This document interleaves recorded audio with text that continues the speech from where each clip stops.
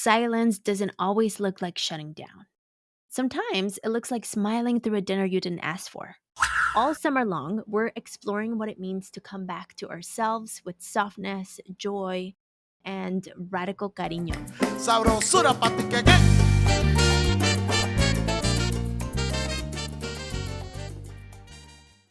Welcome to Café con Pam, the bilingual podcast que comparte nuestras stories sin censura.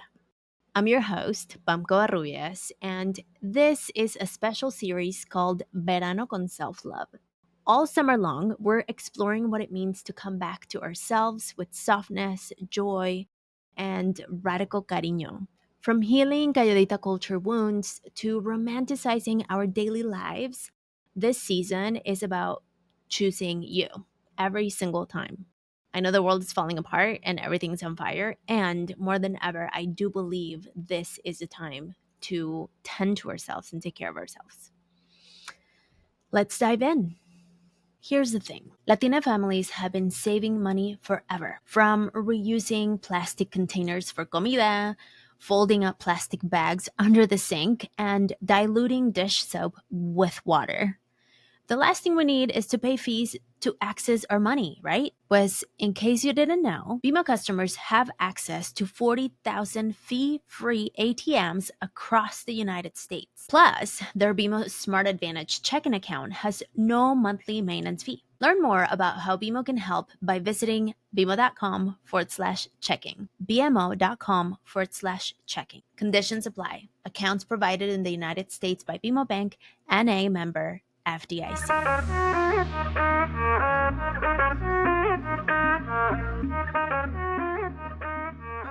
Welcome to Un Verano con Self-Love. This is a 5-part storytelling series where I take you through the 5 love stories. Some are romantic, some are platonic, some are about me, some are about parts of me.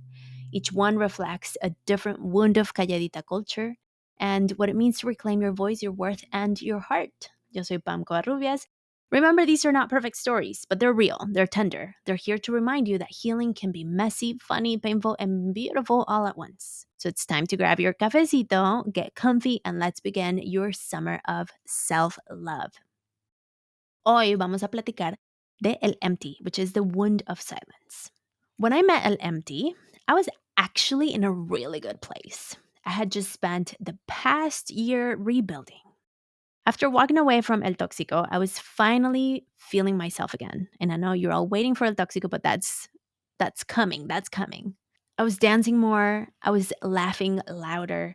I was actually enjoying what I did, my career. I was showing up fully. I was me, and I was proud of her. So when he showed up, well dressed, polite, charming, I wasn't looking to be saved, but I was open to be surprised. And let me tell you, he was surprising. Ugh.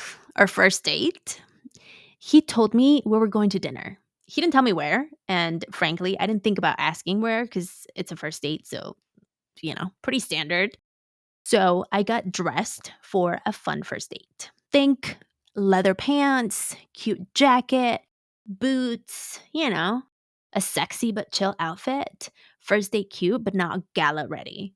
Then he picked me up in his Porsche, which I didn't know he was driving or what he drove until then. And as I opened the door, there was this massive bouquet of flowers in the passenger seat. And obviously, I was like, where am I going to sit?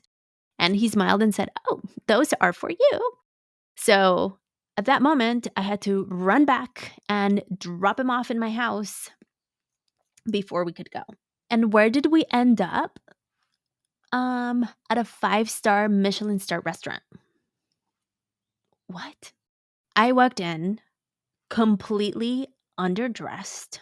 I was also probably the youngest person in that room. Everyone else was wearing pearls and evening gowns. And frankly, I didn't feel bad about being underdressed, but I felt like, what's interesting? At that moment, I felt more like the people were judging that I was so young or that I look young than what I was wearing, but I don't know. That could be just how I perceive things. But this place was so fancy. I even got a stool for my purse. My purse had its own chair. And even when I asked where the bathroom was, someone was like, I'll walk you to it. So they escorted me to the restroom. It was a 12-course tasting menu, maybe 10, I don't know. But the whole night was extravagant. And don't get me wrong, it was fun. Like, I loved it. But it was also a lot because it didn't feel like getting to know someone. It felt like being pitched to. It felt like, I don't know, I had to give like a rate or like a grade at the end of the night. And later, months later, my birthday was coming up. My birthday's in the fall. And he asked what I was planning on doing and what I wanted for my birthday. And given the prior experiences, I was like, look, I just want tacos. Tacos are totally fine. I don't need anything fancy. We can go to like Tacos El Gordo, like whatever taco place, like it's fine. And I truly meant it.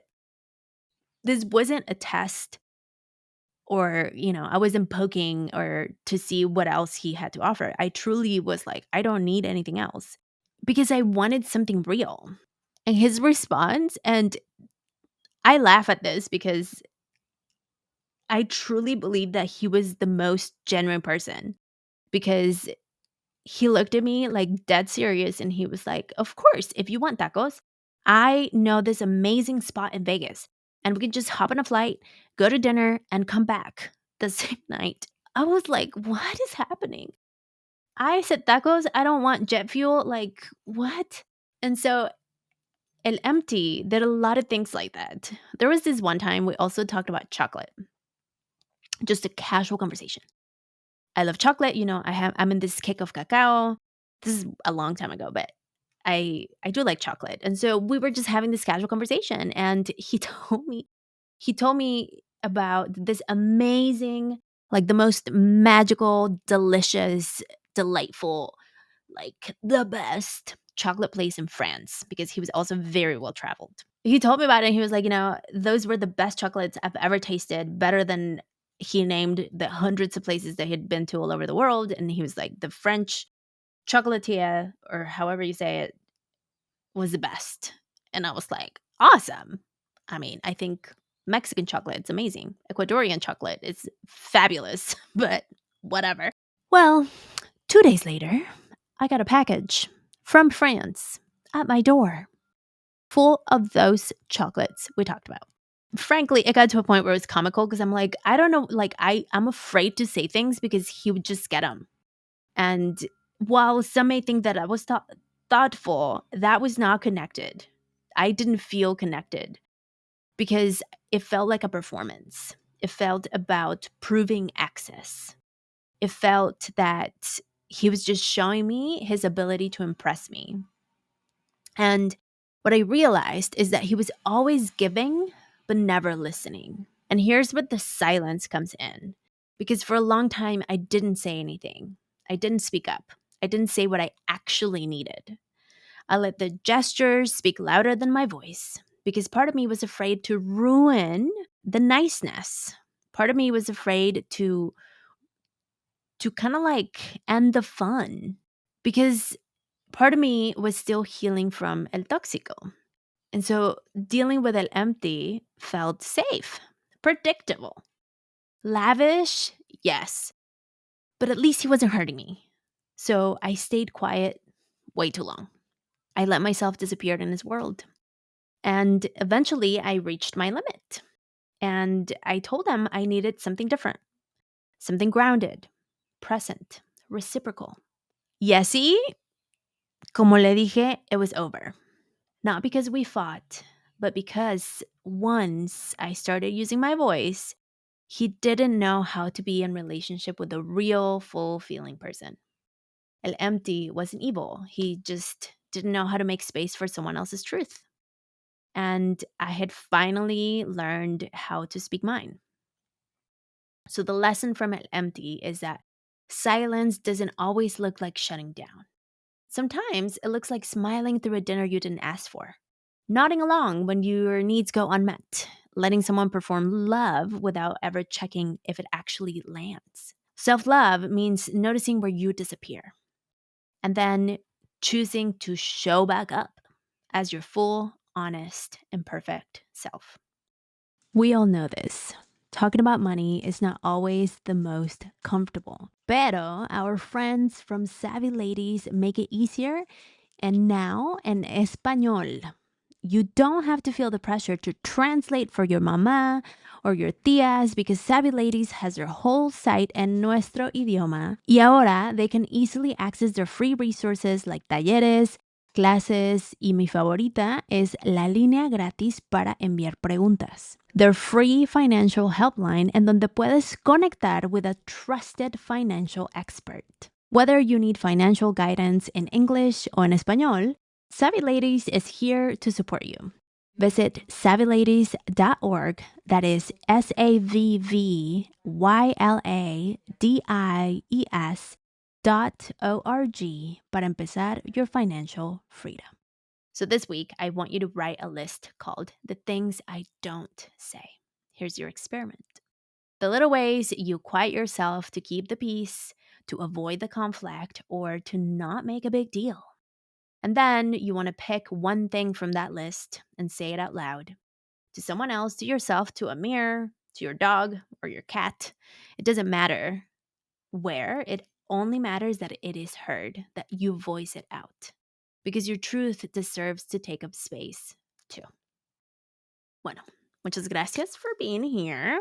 I hope you're having fun. If you are liking this chisme, we have the Tóxico. Finally, you're gonna hear the story of El Tóxico, and can't wait to tell you that story. If you think people will love this episode and all the series, please share. Help me share this and leave ratings, reviews, comments, all the things.